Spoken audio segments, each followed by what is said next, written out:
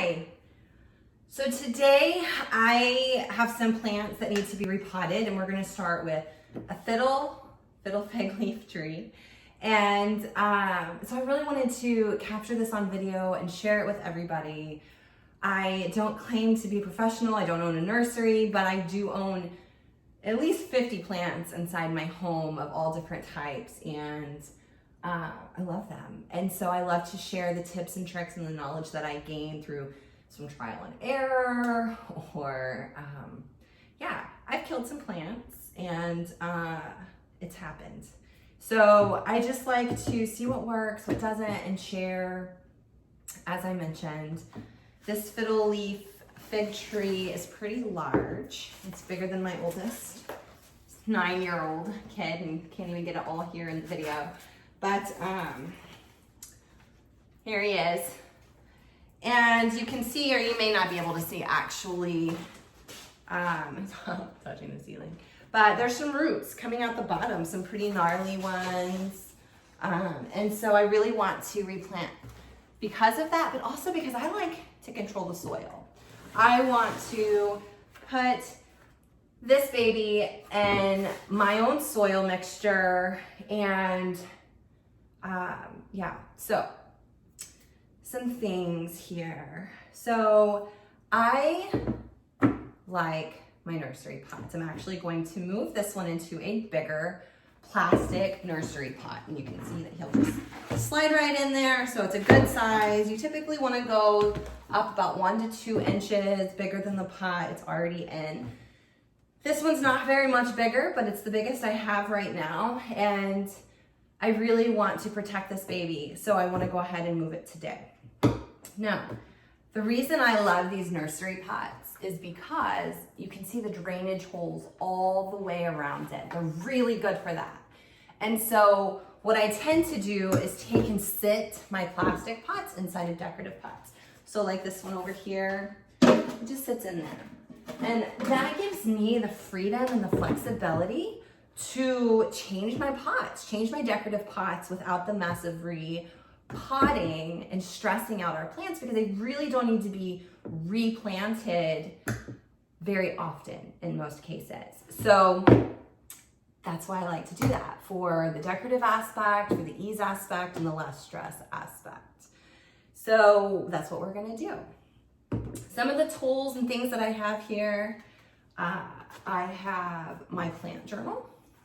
So this little guy is just a random little notebook that I found laying around the house, which I'm known for. And I have just different plants in here. So fiddle leaf fig, Monstera delicioso, which is this beauty right here that I picked up yesterday.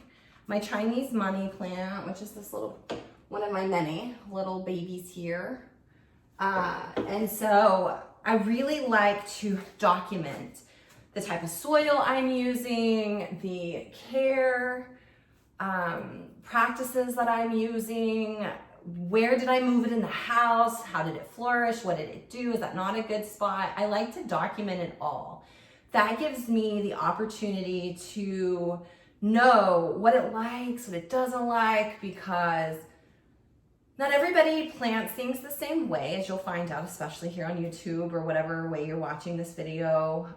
Also, what works for you may not work for others because of your location, where you're at, which way the windows face. My house faces north, the front of my house, so behind me is south.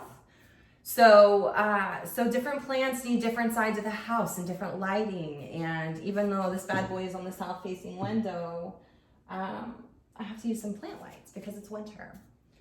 Some things to mention: winter is not really the ideal time to transplant anything. This is Texas, so it's not a really cold winter. And it's actually much like spring right now. So I'm gonna go ahead and do this because of the situation, not knowing the conditions of the soil that this particular plant is in, and yeah, the roots are coming out the bottom. So we're gonna do that. What else do I have here? I have my spade. This is in case I need it. I'm really gonna roll this bad boy around. You'll see me do that in a second. I like that about the plastic pots as well. I can really loosen it up as needed. This one, my dogs have chewed up. My kids have left them outside. It's a wood handle, but that's real life, guys. So I use what I got till I can't. The soil mixture I'm going to do about a 60-40. So I'm gonna do 60 of an all-purpose indoor potting mixture. So nothing fancy here. With about a 40% cactus indoor potting mix. So that's kind of how I flow, because I think it's really important to have a really good draining mixture. I also use that same mixture for my Chinese money plants as well. This Monstera Delicioso is going to need a little bit of a different soil. I think I'm going to have to play with it. I might actually make my own soil. So he's probably not going to get replanted today as much as I want him to, but that's just the way it is. So I also have rocks. I have a little pot of river rocks. I always put rocks in the bottom of my plants to create like this layering effect, so that my roots aren't sitting on the bottom of my pot. Everything can still drain out. The roots are not just sitting in water. So I like to do that as well. So those are the things I have here. And yeah, so with that said, let's kind of move some of our little things around here. Make things a little easier for us. I'm gonna lay him down gently, and a lot of this stuff is gonna fall out. But I'm just gonna press gently here and rotate and see if I can't loosen it up safely. I may just kind of leave him kind of hanging off the table a little bit too, so his leaves aren't being damaged as I roll it. And you're just gonna kind of give it a light pressure, break up the roots a little bit from the side. And that's another reason I really like these plastic pots, because I can move them around and be a little more flexible. So I'm just trying to see if he's ready, if he's coming loose yet. I haven't named him yet. Maybe you guys can help me come up with a name. I do like to name my plants. So he's kind of tough. He's a tough little guy. Definitely time to get him out. So we're going to pull gently. Let's see here. And I may end up cutting, if I have to, this plastic pot. So I'm just gonna, ooh, look at that. Ooh, it's beautiful. So let me move some of these things around. This table kind of gives us a little bit of a division here, so you can kind of see the roots are all around. He's a little root bound. So what I'm gonna do here is I'm gonna collect some of the stuff. Am I going to? Maybe not. I think we'll just move it out of the way for now. So I don't really want some of this old stuff back in here. Now, he's still pretty damp. Perhaps they watered him yesterday. I'm gonna lay him back down so you can kind of see what I'm up to. But I'm gonna massage this plant. It's all right. And pull out some of this dirt, because I want my own dirt. So I'm not gonna damage him too much, and I may not even be able to replace all the dirt that I really want to. Now that I get in here and kind of see what's going on, he's a little too root bound for me to get in here and get all this dirt out. So what I may wait to do is, when I'm ready to take it out of the new pot, like probably late spring or maybe during the summer, because it is a house plant, I can control the temperatures a little bit more and the lighting. I may wait to really clean out some of this dirt as I move through those time frames, because it'll grow out a little bit more and I can loosen it up a little bit better and take more care with these roots. So I'm just massaging the bottom of this really well. You can see this dirt falling down. Got a lot of dirt here that's coming off, which is exactly what I want. I want these roots to know that they can move around. They can breathe a little bit more, okay? And yes, I talk to my plants. And if you followed me at all, you know I'm an energy worker. So You know, I'm very in tune with the plants and nature in general. And so I tend to talk to them, I name them, and I really enjoy the energy they bring into my home. So give him a little plant massage here. It's just looking really good. I'm not actually too disappointed in the soil they have in here. It's just really compact. So it's time to move them up. So I can show you. You can kind of see a little bit. Let me hang them. They're hanging down loosely now.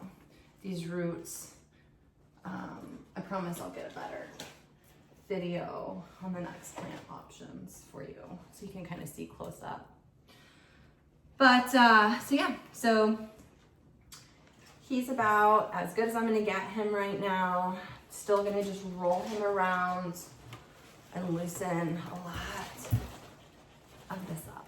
And it does take time. So make sure you have plenty of time. Don't rush it. Really give yourself an opportunity, to connect with the new plants that you're bringing in and build that relationship and get to know it a little bit. All right. So I'm gonna sit him back up here, collect some of this oldness, get rid of it. And today we're actually moving up to the full moon. So tomorrow is a full moon in Cancer. It's a really good time to release the old and bring in some new, make space for new. So what a great time to do that today. So, all right. So now that I've done that, I've got my new pot here, okay? I'm gonna take my river rocks.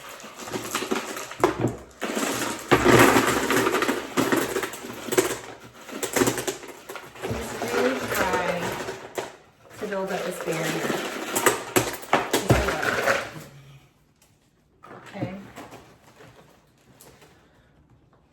I'm gonna take a little bit out because it's a little too tall. I really need him to sit in a little bit more right now. So these roots up here at the top can stay below the surface.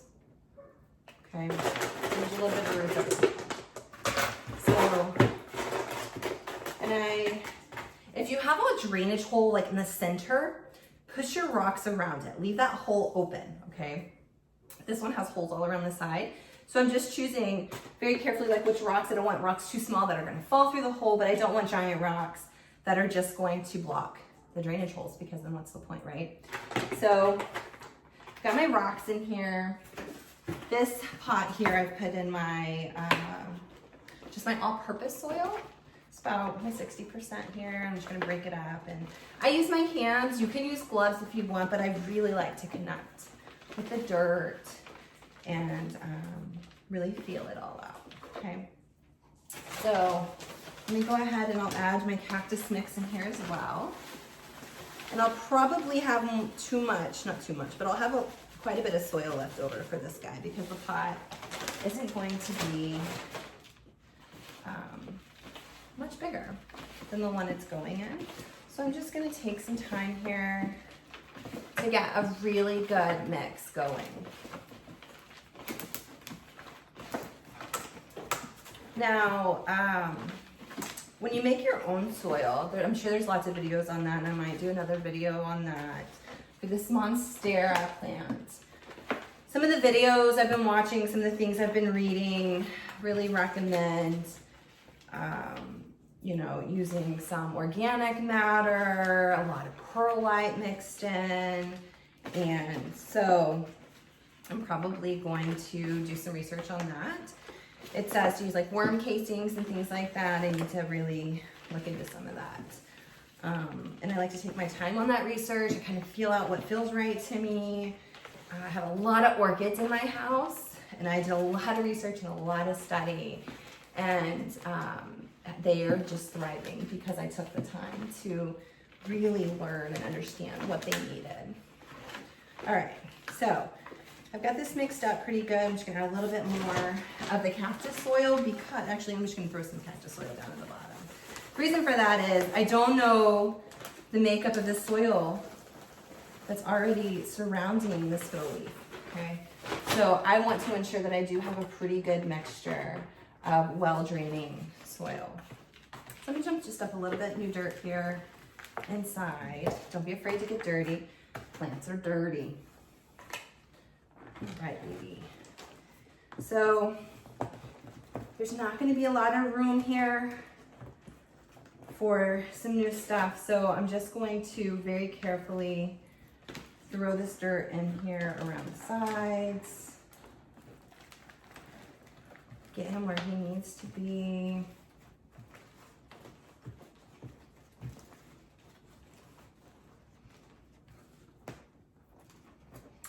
And you know what? You guys get to see me in action because I'm not doing this. So, real life. I like real life. We're gonna move over. So I don't have a pot quite big enough. A plastic one, which makes me really sad. So I guess we're gonna go ahead and use this big bad boy right here, okay? So, which will be fine. So what I'm gonna do is actually take the rocks here.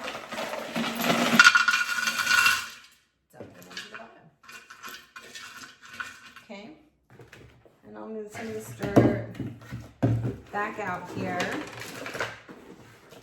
I love doing impromptu videos like this because it's not really scripted and you gotta kind of go with the flow with what you got. So he's gonna be in this little pot for a while, which is okay because I like how natural this pot is. It really flows with my home. All right, so I got my drainage hole wide open here. All right, I'm just gonna mix my soil around. So I'll move a little faster here for you.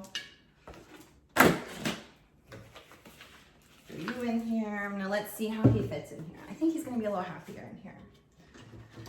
Yeah, he's gonna be a lot happier in here, okay? So I've probably got about an inch or so on each side within this pot, okay? So I'm just gonna put some more of my dirt in here. So I'll probably will use all of my dirt. And I'm gonna move it to the sides. You know, create like this big indent, this big hole in the middle so that the plant can sit comfortably in here.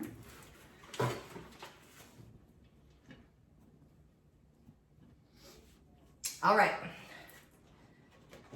Oh, he's gonna be so happy here. Laugh all you want. This is what I'm all about. Okay, so with that said, I've used all my dirt, so I'm gonna have to pull out some more dirt here and make my new mixture, which this is perfect. We'll just use this guy. So what I'm gonna do here is take some of my soil.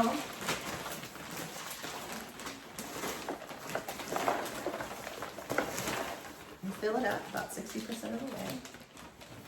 And make a huge mess because that's how I roll. And that's why I do this when my husband isn't home, because he'd be asking why I'm not outside. And I'm gonna pull some of this out. And I don't have a heart to tell him that. I won't be outside. I won't be inside. Plus I got noisy neighbors. So, all right, here we go. So I'm just gonna mix this up a little bit. All right, and throw it in here. So just gonna fill it all up around the side. Sorry, I'm gonna move this bag out of the way. And get it down in there. Now, I do like to leave about an inch, maybe even 2 inches at the top so that, well, runoff water, right? I don't like my dirt right at the top, but I can also monitor kind of what's going on with the soil if I have room to play and dig into the dirt at the top. So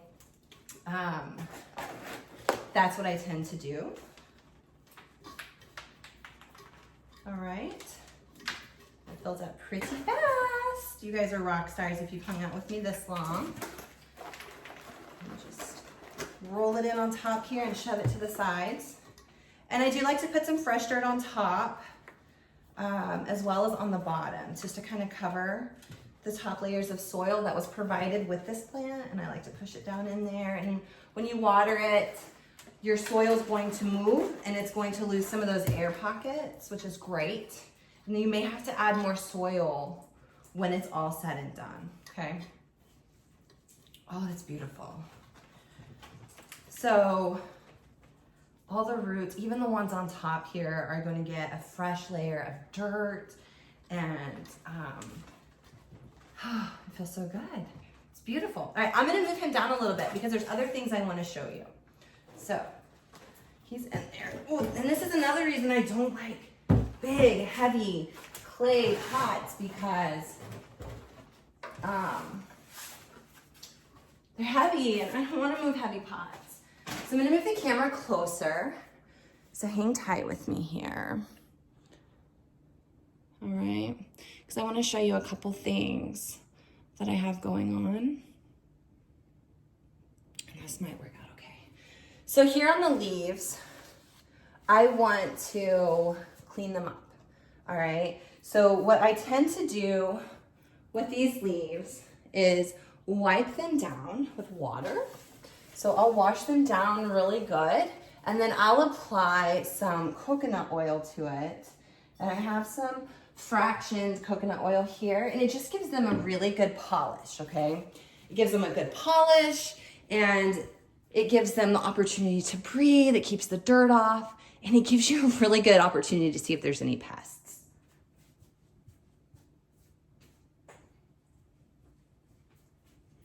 So I have a microfiber cloth here with water, and I just come in, and I'm not going to do this to all the leaves because nobody's going to sit here and watch me do this entire plant.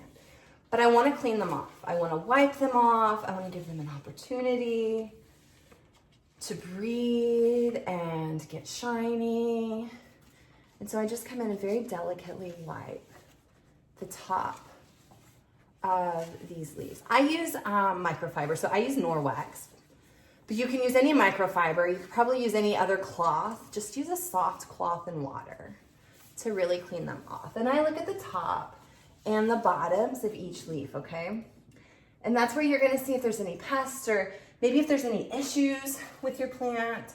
So you'll notice maybe some red spots from time to time. And these red spots are, I call them red freckles, but they're more of an opportunity for you to evaluate. Are you giving it too much water? Are you not watering it enough, okay? And you'll come up with some little brown spots as well. Sometimes it can be sunburn, so if you have it really close to a super, super sunny window, maybe you need to move it away from the window a little bit. And then you may also see like the edges might be turning brown. That could also be a water thing. But you can cut some of the brown off of your leaves if you need to, if it's like on the edges, and keep the other leaf, or you can completely cut the leaf off. I don't see a lot of leaves that I need to cut off right now from this particular tree.